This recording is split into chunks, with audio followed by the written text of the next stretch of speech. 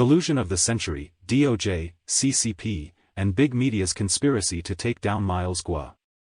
By Matthew Palumbo. Half an hour before the Justice Department first published on its website an unsealed indictment and the arrest of Miles Guo, Bloomberg had already published an 1,200-word article detailing SDNY's allegations against Mr. Guo.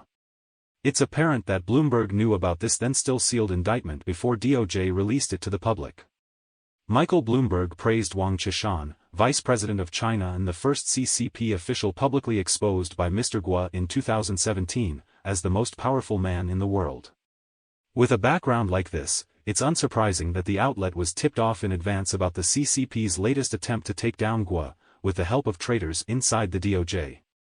Miles Guo himself, the enemy number one of the CCP, had also expected for months his own arrest.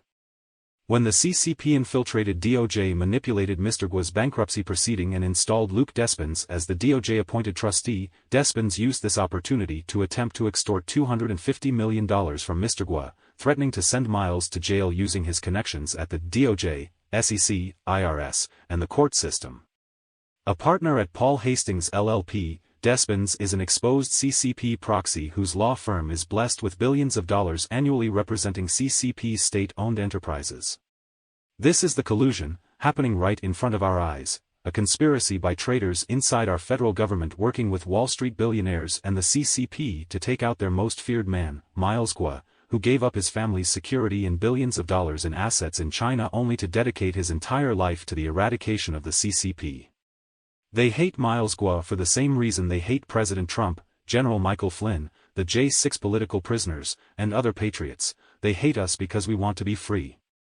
When Judge Catherine H. Parker sat on the bench to preside over the scheduled arraignment of Mr. Guo, she had apparent concerns about the U.S. prosecutors withholding critical information from Mr. Guo and the court, specifically information regarding the U.S. government's collaboration with the Chinese government. Answering Judge Parker, the New York prosecutors, under pressure, disclosed that the prosecutors' team had worked a lot with China throughout the investigation of Mr. Guo. A silent shock wave took the courtroom by storm as everyone became bewildered by the ironically cynical response. Indeed, leaving aside that Mr. Guo has not even resided in China since at least 2017, the fact that the U.S. prosecutors felt comfortable working with a lawless tyranny like the CCP to criminally prosecute Mr. Guo, the regime's most feared enemy, on American soil should scare every American. The DOJ has an ugly history of being infiltrated and weaponized by the CCP, specifically against Mr. Guo. In 2017, George Higginbotham, then senior congressional affairs specialist at the DOJ, traveled to Shenzhen, China to secretly meet with Sun Lijun, Vice Minister of Public Security, to plot a scheme to force Mr. Guo's return to China. Higginbotham also walked into the Chinese embassy in D.C. to meet with Ambassador Cui Tiankai in advancement of the same scheme. That same year in 2017, Minister Sun and several other high-ranking CCP officials also traveled to the U.S. to try to illegally remove Mr. Guo from American soil.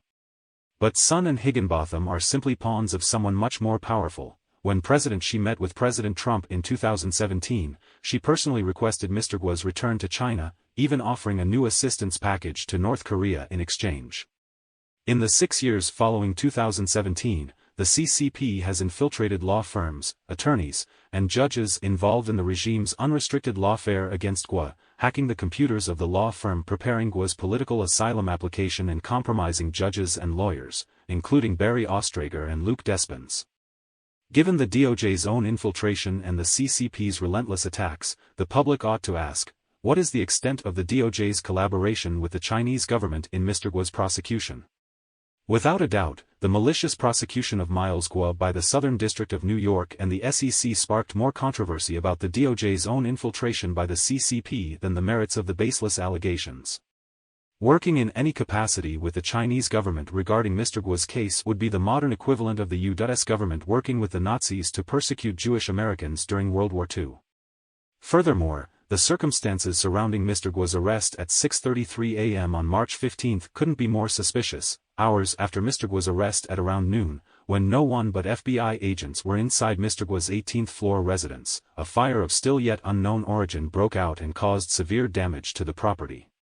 The several dozen FBI agents on site apparently had no clue what went on, even though it happened right under their noses. The FBI agents might have insensitive noses, but this incident stinks of the agency's fishiness from a mile away.